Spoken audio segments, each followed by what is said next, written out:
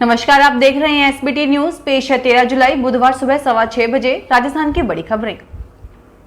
Mount Abu में भाजपा प्रदेश प्रशिक्षण वर्ग राजस्थान बीजेपी ट्रेनिंग कैंप को संबोधित करते हुए भाजपा राष्ट्रीय अध्यक्ष जेपी नड्डा ने कहा कि 2023 के विधानसभा चुनाव में बीजेपी सरकार बनाएगी। उन्होंने कहा कि इस प्रशिक्षण सत्र में विभिन्न सत्र हुए हैं।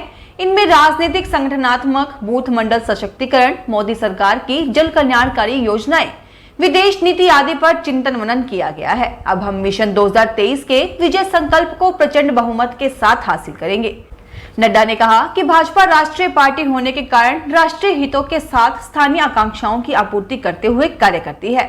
उन्होंने आह्वान करते हुए कहा कि जनप्रतिनिधियों व कार्यकर्ताओं का संवाद हो और उनकी समस्याओं को सुनकर समाधान करने के प्रयास हो। हमें पद व दायित्व को सुगंधित करने का प्रयत्न ईमानदारी से करना चाहिए।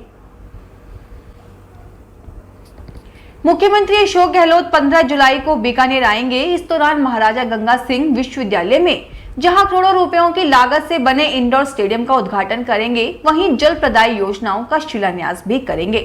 मुख्यमंत्री के आगमन की सूचना के बाद से जिला प्रशासन और कांग्रेस पूरी तरह अलर्ट मोड पर है। सबसे बड़ा आयोजन महाराजा गंगा सिंह विश्वविद्यालय में है, जहां ऑडिटोरियम का शिलान्यास होगा। करोड़ों रुपयों की लागत से बने इस हाई प्रोफाइल ऑडिटोरियम में ही कार्यक्रम भी हो सकता है। इसके अलावा यूनिवर्सिटी में बने इंडोर स्टेडियम और साइकिल वेलोड्रोम का भी उद्घाटन होगा। राजस्थान सरकार ने राज्य कर्मचारियों की बीमा पॉलिसियों पर वित्तीय वर्ष 2019-20 के लिए बोनस देने का फैसला लिया है। मुख्यमंत्री अशोक गहलोत ने प्रस्ताव मंजूर करते हुए एक्चुअरी मूल्यांकन रिपोर्ट को स्वीकृति दी है। इस फैसले से लगभग 7,50,000 कर्मचारियों को फायदा मिलेगा। वित्त विभाग के प्रस्ताव के मुताबिक राजस्थान सरकारी कर्मचारी बीमा नियम 1998 के तहत बीमा निदेशक की ओर से करवाए गए एक्चुअरियल मूल्यांकन की रिपोर्ट में साल 2019-20 और 2018-19 के लिए एंडोमेंट पॉलिसी के लिए 90 रुपए प्रति हजार और आजीवन पॉलिसी के लिए 112 रुपए 50 पैसे प्रति हजार के रेट से साधारण रिवर्सनरी बोनस देने की सिफारिश की गई है।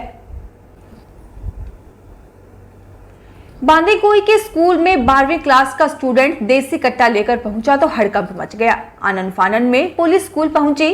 पुलिस ने कट्टा जब्त कर स्टूडेंट को डिटेन किया। पूछताछ की तो सामने आया कि दोस्त ने 3 दिन पहले यहां कट्टा रखने को दिया था। मामला दौसा जिले के बांदीकुई इलाके का मंगलवार का है। स्टूडेंट बांदीकुई के बसवा थाना क्षेत्र के राजकीय उच्च माध्यमिक स्कूल गुल्लाना का साइंस का छात्र है। प्रार्थना के बाद सुबह करीब 10 बजे क्लास में एंट्री से पहले सभी स्टूडेंट के बैग की चेकिंग की जा रही थी। जब भी स्टूडेंट के बैग को देखा तो उसमें देसी कट्टा मिला। पुलिस ने कट्टे को जब्त कर लिया है। करौली शहर में मासलपुर दरवाजा के बाहर गुजरने वाली भद्रावती नदी के ऊपर बने पुल की रेलिंग टूटे हुए करीब 10 महीने गुजर चुके हैं, लेकिन नगर परिषद प्रशासन की अनदेखी के चलते आज तक मरम्मत नहीं हो सकी है। पुल से गुजरने वाले राहगीर, वाहन चालकों और स्कूल जाने वाले बच्चों की जान पर हमेशा खतरा बना रहता है। पुल से करीब 10 मीटर की दूरी पर ही एक उच्च प्राथमिक सरकारी स्कूल है। पुल से होकर करीब 1 दर्जन गाँव और 3 से अधिक कॉलोनी को जाने का रास्ता गुजरता है। पुल से नदी की गहराई करीब 30 फीट है। राजस्थान के लाखों अभ्यर्थियों का इंतजार खत्म होने वाला है। 23 और 24 जुलाई को 46,500 पदों के लिए रीट परीक्षा का आयोजन किया जाएगा, जिसमें शामिल होने वाले 15 लाख से ज्यादा अभ्यर्थी 21 जुलाई से 26 जुलाई तक राजस्थान रोडवेज की बसों में फ्री में सफर कर सकेंगे। 2 दिन 4 परीक्षा में होने वाली भर्ती परीक्षा के एडमिट कार्ड 17 जुलाई तक जारी होंगे। रीट में नकल रोकने के लिए प्रदेश भर के 1,376 परीक्षा केंद्रों की 30,000 से ज्यादा सीसीटीवी से निगरानी की जाएगी, जिसकी मॉनिटरिंग शिक्षा विभाग के साथ पुलिस के अभय कमांडर सेंटर को भी दी जाएगी। वहीं परीक्षा केंद्र पर पेपर आने से लेकर फिर से पेपर जाने तक के हर पल की वीडियो रिकॉर्डिंग भी की जाएगी। सीनियर सिटीजन के लिए फ्री तीर्थ यात्रा के लिए सरकार को 25 दिन में 5 गुना आवेदन मिले हैं। लोगों ने सबसे ज्यादा पशुपतिनाथ जाने के लिए दिलचस्पी दिखाई है, जिसके लिए 44,000 से ज्यादा लोगों ने आवेदन किया है, जबकि दूसरे नंबर पर मदुरई के रामेश्वरम जाने के लिए लोगों ने सबसे ज्यादा आवेदन किए हैं। दरअसल सरकार सितंबर-अक्टूबर में प्रदेश भर से 20,000 लोगों को भारत नेपाल के 15 तीर्थ स्थलों के दर्शन करवाएगी। इनमें 14 तीर्थ स्थलों के दर्शन के लिए यात्रियों को ट्रेन से लेकर जाएंगे, जबकि नेपाल के काठमांडू स्थित पशुपतिनाथ जाने वाले यात्रियों को हवाई जहाज से लेकर जाएंगे। निर्वाचन आयोग ने राष्ट्रपति पद के चुनाव के लिए सहायक निर्वाचन अधिकारियों ARO को हाथों संबंधित मतदान केंद्रों पर मतदान सामग्री भेजना शुरू कर दिया है। राष्ट्रपति पद के चुनाव के लिए मतदान 18 जुलाई को कराया जाएगा। मतदान सामग्री लेने दिल्ली पहुंचे राज्यों के सहायक निर्वाचन अधिकारियों से बात करते हुए मुख्य निर्वाचन आयुक्त राजीव कुमार ने कहा कि त्रुटि रहित चुनाव कराने के मामले में आयोग की टीमों द्वारा निर्धारित प्रक्रिया का कड़ाई से पालन इस संवैधानिक संस्था की पहचान बन गई है। राजस्थान उच्च न्यायालय ने राज्य विद्युत प्रसारण निगम लिमिटेड जयपुर द्वारा junior assistant commercial assistant second भर्ती 2021 में फेज सेकंड परीक्षा में 13 से 15 जुलाई तक आयोजित हो रही है, उसमें याचिकाकर्ता अभ्यर्थियों को बैठाने के आदेश दिए गए हैं। मामले के अनुसार झुंझुनू जिले के स्वामी सेही गांव के अभ्यर्थी रवि कुमार कुल्हरी एवं 28 अन्य याचिकाकर्ताओं ने एडवोकेट संजय महिला के जरिए रिट याचिका दायर कर बताया कि इन अभ्यर्थियों ने RRVPNL द्वारा आयोजित भर्ती 2021 की फेज 1 की परीक्षा जो 8 से 14 नवंबर 2021 को आयोजित की गई थी उसमें भाग लिया था।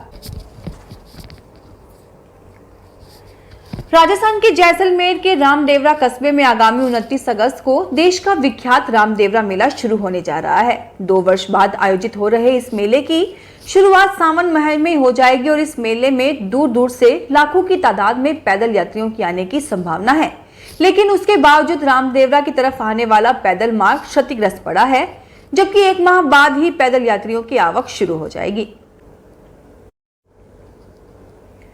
राजस्थान के राज्यपाल कलराज मिश्र ने गुरु पूर्णिमा यानी 13 जुलाई के पर्व पर देश और प्रदेश वासियों को बधाई और शुभकामनाएं दी हैं। इस अवसर पर श्री मिश्र ने कहा कि सनातन संस्कृति में गुरु को अति विशिष्ट स्थान दिया गया है। गुरु ही व्यक्ति को अच्छाई और बुराई में फर्क करने की समझ देता है, उसे आत्म साक्षात्कार के मार्ग पर चलने के लिए प्रेरित करता है।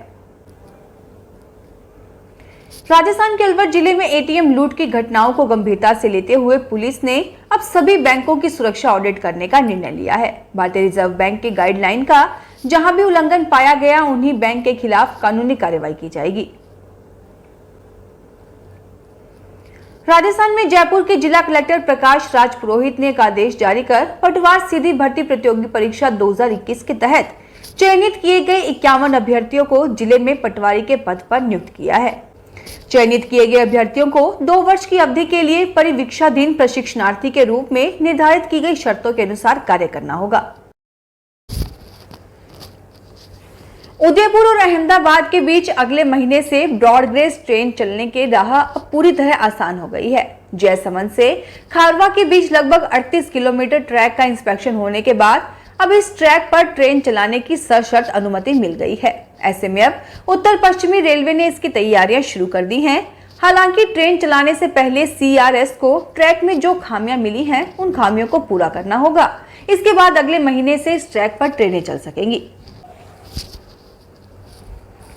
डूंगरपुर में आदिवासियों के तीर्थ स्थल मानगढ़ धाम पर गत दिनों बीजेपी की ओर से निकाली गई मानगढ़ संदेश यात्रा को लेकर डूंगरपुर जिले की राजनीति गर्मा गई है। BTP ने बीजेपी और कांग्रेस के नेताओं पर गुमराह करने के आरोप लगाए हैं।